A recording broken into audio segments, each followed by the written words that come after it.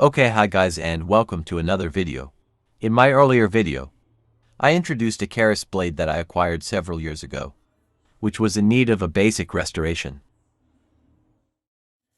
I demonstrated how to remove the top layers of rust, with extreme care without the use of harsh tools or chemicals. Simply using a toothbrush and some dish detergent, I was able to remove most of the surface rust after about 3 cycles of brushing and rinsing. This is essential before proceeding to the next stage, which is leaving the Keris blade in a bath of a mildly acidic solution. This acid bath serves one purpose: to open up the surface pores of the Keris blade, eat into the rust that has rooted itself in between the layers of the Keris blade material. This prepares the blade for a reaction with the maranggi solution. After that, the maranggi will be able to latch itself into the pores of the Keris blade that was once occupied by rust, adding a layer of protection from the formation of rust in future. Today I will demonstrate a Bugis technique of rust removal called Mattompang. Let's go. This technique requires the use of limes. Depending on the size of the Keris blade, you may need several limes for this. In this example, I only needed 1 lime since the Keris blade is small in size and most of the heavy surface rust has been removed in the earlier step. For this technique, you will be rubbing every visible surface of the Keris blade with the lime. Do bear in mind that this technique is not exclusive to the Bugis only. There are many other similar practices in the Keris culture of the natives in Nusantara. Here in the Malay Peninsula, this technique is referred to as sintik limau. As I have mentioned in my previous videos, the Keris culture of Nusantara is unique within each native ethnic kingdoms. In Java, this process is called maranggi Keris. In Bugis, this process is called Mattompang Arayang. In Bali, this process is called tumtik landip. And here in the Malay Peninsula, this process is called sintik limau. Despite the various native ceremonial terms given, the process features a common procedure. After the lime juice has been rubbed all over the Keris blade, next will involve a process of using the fingers to massage the lime juice into the Keris blade. It was believed that this is the stage where the owner of the Keris blade bonds with his blade, physically and spiritually. Usually, as the Keris blade is being massaged, the person massaging will be reciting some sacred incantations and prayers. This acts as an additional positive affirmation on a psychological and spiritual level. Observe how much cleaner the Keris blade looks now. The lime juice is reacting with the rust and seeping through the tiny surface pores of the Keris blade to eat into the hidden rust spots. This step of massaging the Keris blade is done continuously and repeatedly until the blade feels dry and tacky. As the lime juice dries and evaporates from the surface of the Keris blade, your fingers will start to feel sticky and tacky. You should also start to notice yellowish or greenish discoloration spots on some parts of the Keris blade. This is an indicator that shows which parts of the Keris blade has rust that is not visible to the naked eye, and it is highly recommended to repeat the rubbing stage with the lime again. Please remember to focus and take extreme care when performing this part. Be wary of the point and edges of the Keris blade. If you are careless, you may accidentally slice your fingers from the Keris blade. I need also to point out that the lime juice will dilute and may activate any traces of maranggi that was originally on the Keris blade prior to the start of this cleaning process. There is no need for alarm if this happens. You will not likely to be affected from the trace amounts of maranggi that diluted away as a result of exposure to the lime juice from the lime used. If you are having difficulty to turn this half of a lime skin inside out, you can snip a bit of each of the 4 quadrants of this half of a lime.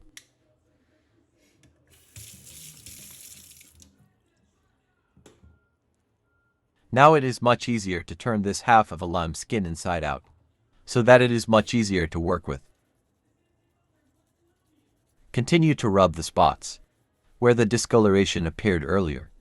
This will help to target those areas and speed up the rust removal process. Do take the time to observe and immerse yourself. With the beauty of the Keris blade being worked on, you can learn a lot by observing every details that surfaces during this process. Once again, I would like to remind you that if you are performing the rub down at this segment of the Keris blade, do take extreme care not to be too rough, as I have mentioned before. If this section is heavily rusted, you may cause further damage if you are too rough whilst cleaning it.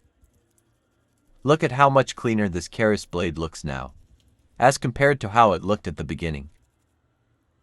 Now, in the likelihood that Warangan is not accessible to you, you need not necessarily complete the mutability process. There is a hack that you can apply without Warangan, but still maintain the beauty of the Keris blade. If you do not have Warangan, you need not proceed to the next step, which is to leave the blade to soak in a mildly acidic solution, until the blade is completely free from rust and traces of old Warangan. You just need to repeat this rub-down process with lime, until there are no longer any visible traces of rust or discoloration on the surface of the Keris blade. This can only be observed when the blade is dried.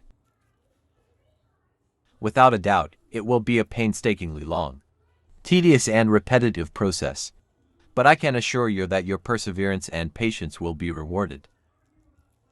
In this demonstration, as I have access to my own homebrew Warangan, I will be showing the entirety of the Keris maranggi process. The entirety of this process will be separated into a series of videos for ease of reference and viewing. I hope you have learned something of value from today's video, and I sincerely hope that you are a subscriber to this channel. If you have not subscribed, do have a care.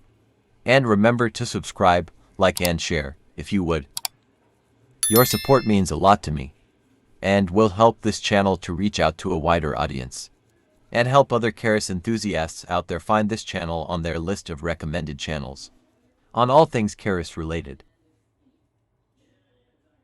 When the Keris is still in a wet state, seldom can we correctly assume how the rust has been effectively removed.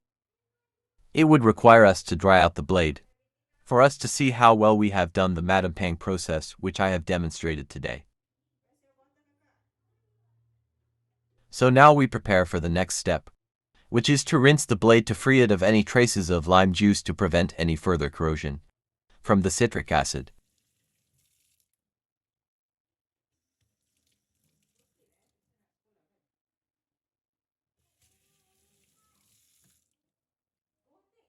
Once again, with our trusty toothbrush, we will brush away any visible traces of citrus pulps from the lime we used earlier on this Keris blade.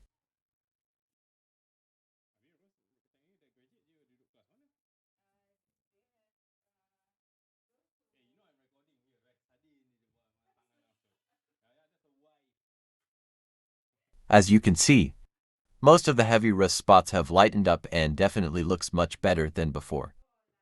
Usually, the more stubborn areas where the rust spots will remain will be at the section of the base of the Keris blade, the area where we natively refer to as Pankal Bila and Tenkai Bila.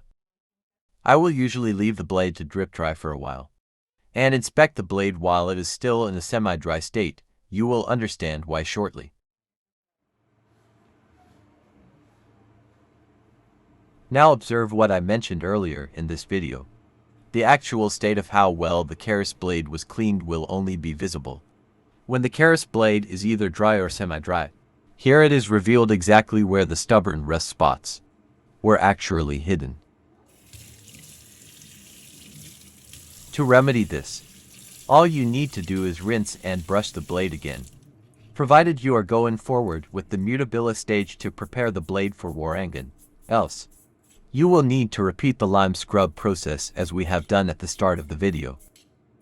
The outcome from the mutability stage will result in a Keris blade that is completely clean of rust, Warangan and any age-related tarnishing. However, to be warned that this is also a critical stage where the blade must be monitored and not left too long in the mildly acidic bath. We will explore this exciting stage in the next few videos from this series, so I hope you are beginning to see how tedious each stage of this maranggi process actually is. It is not something that can be completed within a day. It usually requires more time to fully appreciate the entirety of this therapeutic process. Look at how this Keris blade is looking now. And we have not even begun the process of immersing this blade in a bath of mildly acidic solution yet. The discoloration seen on the surface of the Keris blade is the result of fine rust particles and remnants of warangan from the previous generation. That has been revealed as a result of the surface pores being exposed after scrubbing with lime. This is the result that we are expecting and highly suggests that we are on the right track. Next we will leave this to air dry, before leaving it to soak in a bath of mildly acidic solution. 2 hours later.